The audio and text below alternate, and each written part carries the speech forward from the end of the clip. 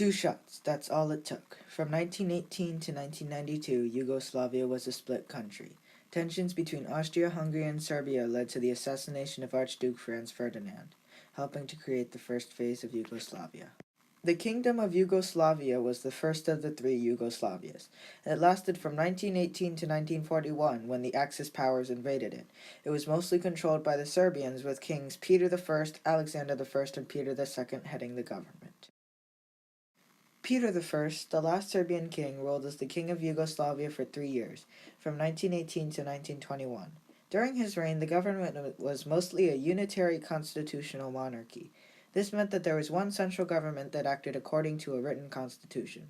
This government lasted longer than Peter, but only until 1929, when the second king, Alexander I, abolished the constitution on January 6th. Alexander I was the son of Peter I, and ruled as Prince Regent from 1921 to 1929 because of a prearrangement. His first act as regent was a defining one, because this revealed the possible dislike between Bosnian Muslims and Serbian Christians. He signed a land reform that took land from rich landowners and gave it to the poor ones. In Bosnia and Herzegovina and Macedonia, the majority of landowners who lost land were Muslims, and the majority who received land were Christian. Alexander's reign lasted until 1934, when he was murdered. Yugoslavia was then headed by a regency council, as Alexander's son, Peter II, was much too young to be the monarch. He became the ruler in March 1941, 2 days after the tripartite pact had been signed to avoid complications with the Axis powers. However, the government disliked the Nazis and Hitler and quietly withdrew its support for the Axis powers.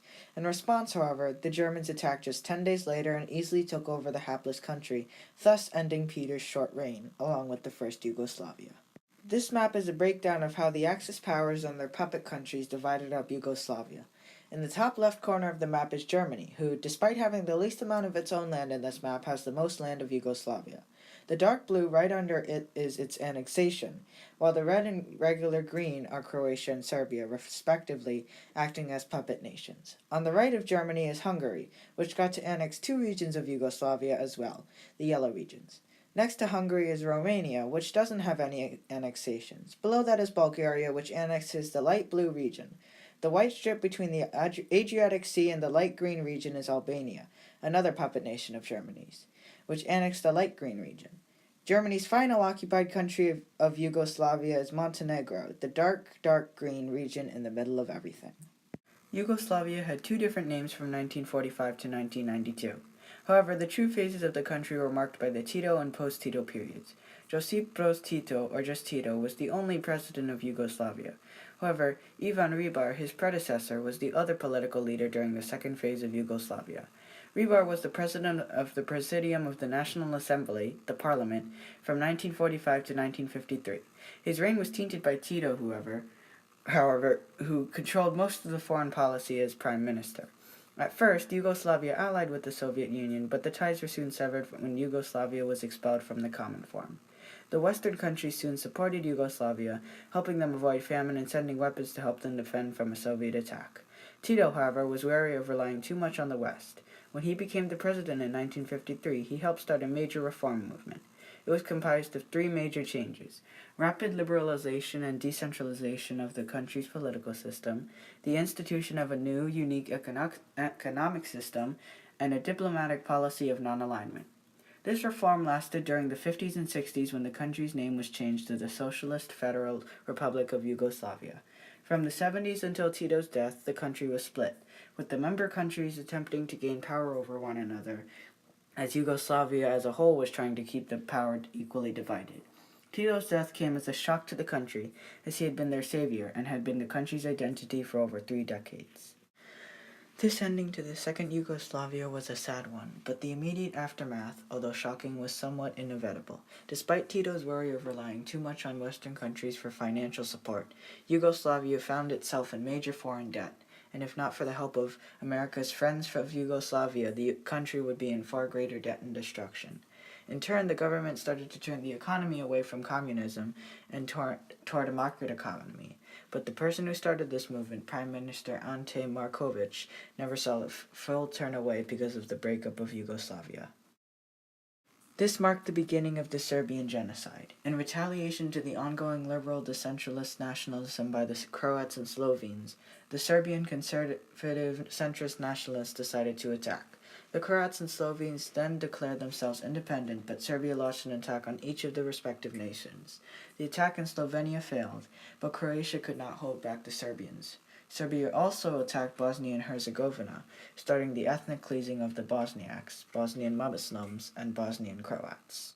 This marked the beginning of the Bosnian War. The Serbians, because of their nationalistic ideas, attempted to ethnically cleanse the Bosniaks, with the hopes of a greater Serbia coming about.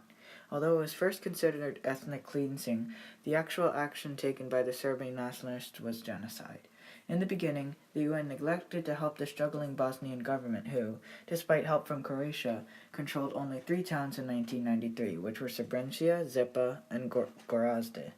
Towards the end of the war, in July 1995, the primarily Serbian Yugoslav army targeted Srebrenica, starting a massacre that contributed to 1/3 of the total Bosniak civilian deaths.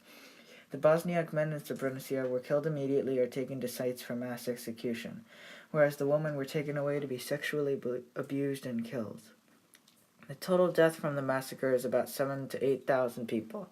At the end of the war, over 68,000 Bosniaks had been killed, 25,000 of them civilians, accounting for 65% of the death in the war.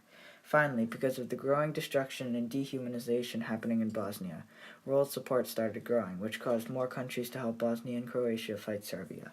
Eventually, because of the growing woes in Serbia, Slobodan Milosevic, the president of Serbia, agreed to enter negotiations for peace. However outrageous this may seem, this genocide is sometimes called the forgotten genocide. When you ask most people what they think when you say genocide, they say the Holocaust. It is definitely the most well-known and infamous genocide, but because they keep happening, all of them should be known. Whether it's the Darfur, Operation Desert Storm, Rwanda, or this Bosnian genocide, they are still horrific and terrible. The people who commit these crimes against humanity and dehumanize those they do not like should be reprimanded. There should be no tolerance for such behavior because there could be far greater consequences to all of humanity should one person act superior. The time to remember genocide is now, with many who survived the Holocaust dying, unable to tell their stories any longer. The time to act against genocide is now. It is time to stop genocide.